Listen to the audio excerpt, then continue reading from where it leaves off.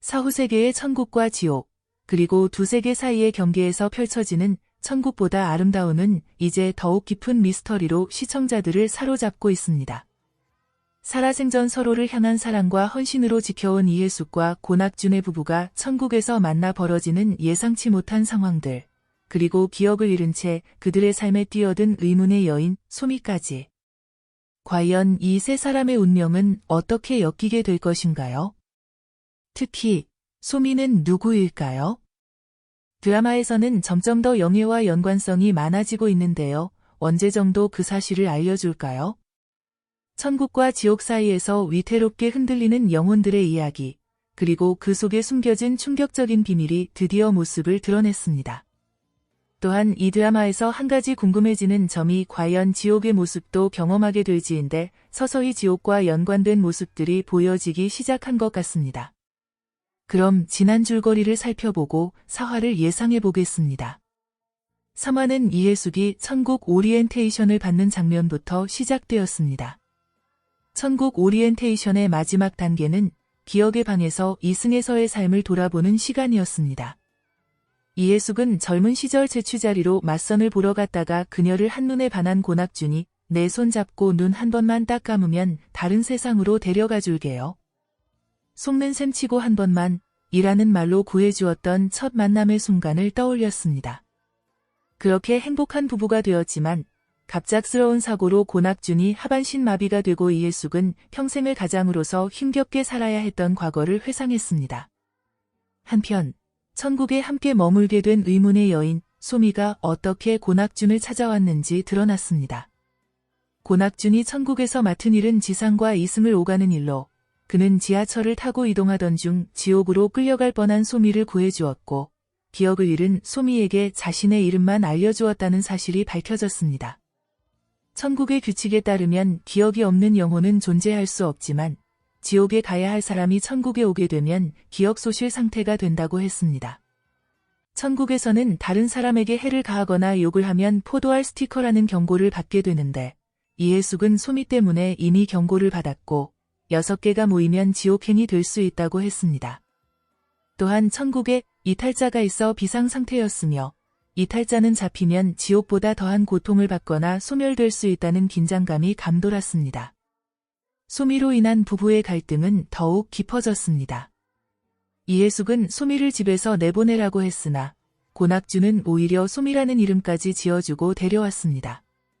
그로 인해 이해숙은 더 많은 포도알 스티커를 받아 교화 수업 대상자가 되었고 센터장은 이해숙의 나이를 고려해 종교 활동으로 교화 수업을 대체하도록 했습니다. 이해숙은 교회를 선택했지만 목사의 행동을 지적하고 설교 중 잠이 드는 등 문제를 일으켜 갈등과 재미있는 장면들이 있었습니다.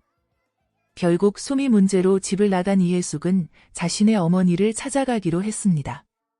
센터장의 도움으로 찾아간 어머니는 1950년대 과거 속에서 살고 있었고 놀랍게도 이해숙의 진짜 어머니는 그녀를 키운 여인이 아니라는 충격적인 사실이 드러났습니다. 이해숙은 사실 남편의 첩이 낳은 딸이었고 첩은 아이에게 관심이 없었으나 이해숙의 어머니가 친딸처럼 키웠던 것이었습니다. 그러나 남편과 첩이 기차 탈선 사고로 사망한 후 홀로 첩의 딸을 키우게 된 어머니는 이해숙에 대한 애증으로 떠났지만 계속 보고 싶어서 몰래 찾아왔다는 사실을 고백했습니다. 고낙준은 센터장의 도움으로 이해숙을 찾아와 함께 집으로 돌아갔고 집에 혼자 남은 소미에게 불길한 기운을 풍기는 사신이 찾아오는 장면으로 3회는 끝이 났습니다. 4화에서 해숙과 낙준, 소미에게는 어떤 일이 펼쳐질까요? 집으로 돌아온 이해숙과 고낙준은 집안의 어두운 분위기에 불안함을 느꼈습니다. 소미에게 무슨 일이 생겼을까 걱정하며 방을 살펴보니 소미는 침대에 웅크린 채 잠들어 있었습니다. 그녀의 얼굴은 평온하지 않고 식은땀을 흘리며 악몽에 시달리는 듯 했습니다. 이해숙은 낙준에게서 소미가 찾아온 이유에 대해서 이야기를 들었지만 소미에 대한 감정이 복잡해졌습니다. 낯선 여자를 집에 들인 것에 대한 불만과 도움이 필요한 영혼이라는 사실 사이에서 갈등했습니다. 그때 소미가 악몽에서 깨어나 고통스러운 신음을 내뱉었고 이해숙은 본능적으로 소미에게 다가가 그녀를 위로했습니다. 그 순간 이해숙은 소미에게서 묘한 익숙함을 느꼈습니다. 마치 오랫동안 알아왔던 사람처럼 특히 자신이 평생 키웠던 이영애의 느낌이 소미에게서 강하게 느껴졌습니다. 그날 밤 소미는 이해숙의 침대로 조용히 들어와 그녀를 껴안고 잠을 청했습니다.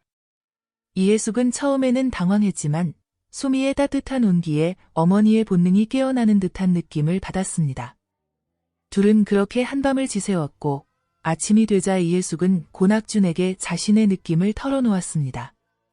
이상하게도 소미를 바라볼 때마다 영애가 보인다는 이해숙의 말에 낙준은 충격을 받았습니다.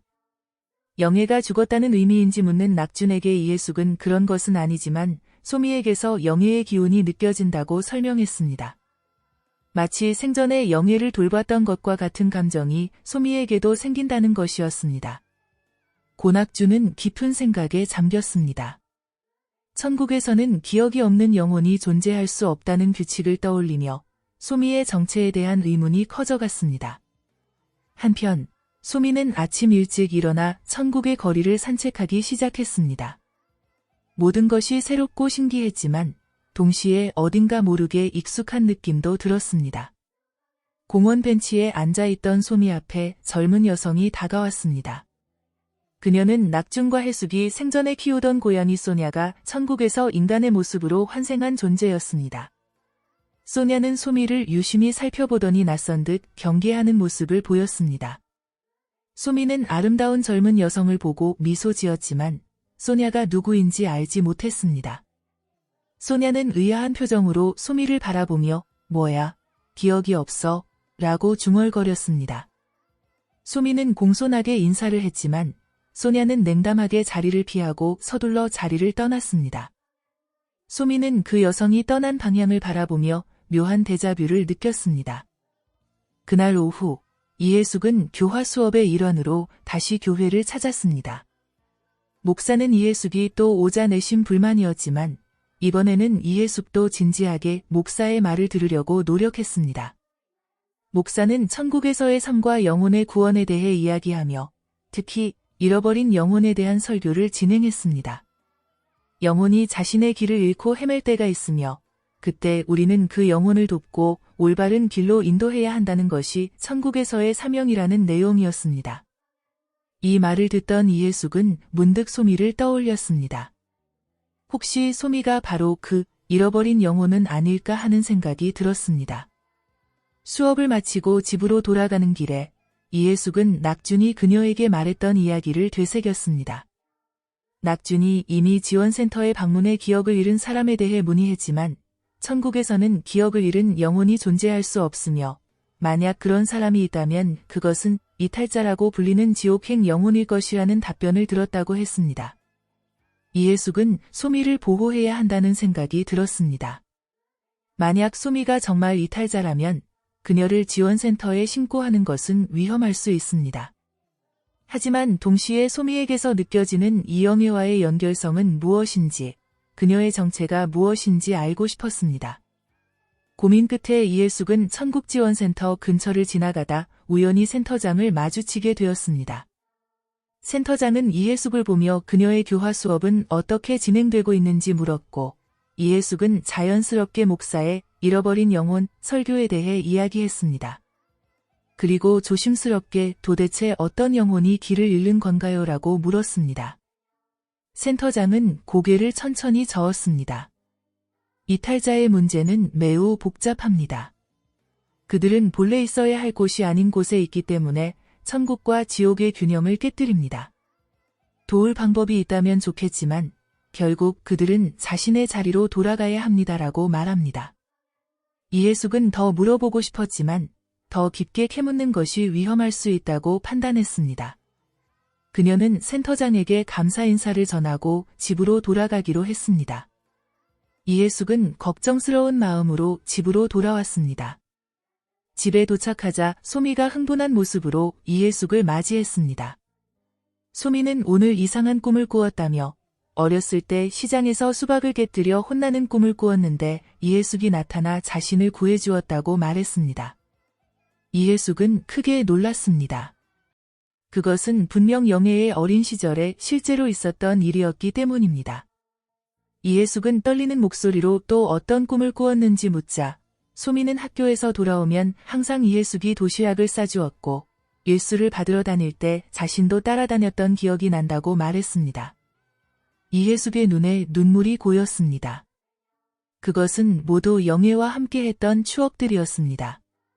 소미는 이해숙의 반응을 보고 확신에 찬 표정으로 그 영애가 자신인 것 같다고 말했습니다. 바로 그때 집 밖에서 갑작스러운 소란이 들렸습니다. 이해숙이 창문을 열어보니 천국지원센터의 직원들이 주변을 수색하고 있었습니다. 그들은 무전기로 이탈자가 이 근처에 있습니다. 모두 경계를 강화하세요라고 전하고 있었습니다. 소미는 두려움에 창백해졌고 이해숙은 본능적으로 그녀를 보호하려 했습니다. 만약 소미가 정말 영애의 영혼이라면 왜 그녀가 이탈자로 간주되는 것일까? 이해숙은 혼란스러웠지만 한 가지 확실한 것은 소미를 지켜야 한다는 강한 책임감이었습니다. 그때 고낙준이 급하게 집으로 돌아왔습니다. 이거 큰일 났어요. 천국 전체가 이탈자 찾는데 비상이 걸렸어요. 그리고 소미가 의심받고 있어요. 이해숙은 결단을 내렸습니다. 우리가 소미를 보호해야 해. 그녀가 정말 영애라면 내가 평생 키운 딸이야. 천국이든 지옥이든 내 딸은 내가 지켜. 한편 천국지원센터에서는 긴급회의가 열렸습니다. 센터장은 직원들에게 이탈자를 최대한 빨리 찾으라고 지시했고 지옥의 사자들도 이미 천국에 들어와 수색을 돕고 있었습니다. 이 소식은 천국 전체에 퍼져 모든 천국 주민들은 불안에 떨고 있었습니다. 학대받던 반려동물들의 모임에서도 이 소식을 들었습니다. 그들은 천국에서 인간의 모습으로 환생했지만 여전히 자신들을 학대했던 주인들을 향한 복수심을 갖고 있었습니다. 그들은 이탈자를 찾아 지옥으로 가는 방법을 알아내기 위해 직접 나서기로 했습니다. 인간의 모습으로 환생한 소냐도 이 모임에 합류했지만 소미에 대한 이상한 느낌 때문에 망설이고 있었습니다. 상황이 점점 악화되자 이해숙과 고낙준은 소미를 안전한 곳으로 숨기기로 결정했습니다. 그들은 소미에게 자신의 진짜 정체를 찾아야 한다고 설득했습니다. 혹시 영애가 정말로 죽었다면 그녀의 영혼이 소미로 나타난 것일까? 아니면 소미는 전혀 다른 존재일까? 소미는 필사적으로 뛰어 근처 건물 안으로 숨었습니다. 그곳은 오래된 도서관 같은 곳이었고 그녀는 책장 사이로 몸을 숨겼습니다. 그러나 곧 건물 주변은 지옥의 사자, 주민센터 직원, 센터장, 반려동물들, 심지어 천국 뉴스를 취재하는 기자들까지 모여들었습니다. 센터장은 확성기를 통해 건물 안의 소미에게 말했습니다. 안에 계신 분, 더 이상 도망치실 수 없습니다. 여기에 계속 있으면 소멸될 위험이 있습니다. 자진해서 나오시면 최대한 도와드리겠습니다. 소미는 두려움에 떨며 어떻게 해야 할지 몰라 망설였습니다. 그때 지옥의 사자들이 참지 못하고 건물로 들어가려 했습니다. 그 순간 낙준이 급하게 달려와 그들을 막아섰습니다. 낙준은 저 건물 안에 자신의 아내가 있다고 주장하며 자신이 먼저 들어가겠다고 말했습니다. 센터장은 놀란 표정으로 낙준에게 아내는 집에 있지 않냐고 물었지만 낙준은 단호하게 자신의 아내는 저 안에 있으니 자신이 들어가 데리고 나오겠다고 고집했습니다. 낙준의 이 발언은 모두를 혼란스럽게 했습니다. 그는 정말로 이해숙이 건물 안에 있다고 생각하는 것일까? 아니면 소미를 보호하기 위한 전략일까? 그리고 만약 소미가 정말 영애의 영혼이라면 왜 그녀는 이탈자로 천국에 들어오게 된 것일까? 이 모든 의문들이 해결되기도 전에 건물 안에서 갑자기 밝은 빛이 번쩍였고 모두가 눈을 가려야 할 정도로 강렬한 광채가 건물을 감쌌습니다. 그리고 그 빛 속에서 한 남자의 목소리가 들려왔습니다. 모두 물러서시오. 이 영혼은 내가 책임지겠소. 그 목소리의 주인공은 다름 아닌 센터장의 쌍둥이 형제인 염라였습니다. 그는 지옥을 관할하는 존재로 이탈자를 직접 처리하기 위해 나타난 것이었습니다. 이렇게 천국 전체가 한 영혼의 정체를 둘러싸고 혼란에 빠진 가운데 이해숙과 고낙준, 그리고 소미의 운명은 어떻게 될 것인지, 그리고 소미의 진짜 정체는 무엇인지 점점 더 커다란 미스터리로 남게 되었습니다. 지금까지 천국보다 아름다운 사화 예상 줄거리를 알아보았습니다. 소미의 정체가 영애가 맞을까요? 천국을 뒤흔드는 지진과 빛나는 포도알 스티커의 비밀은 무엇일까요? 지옥의 모습도 볼 수 있게 될까요? 본방에서 함께 확인하겠습니다.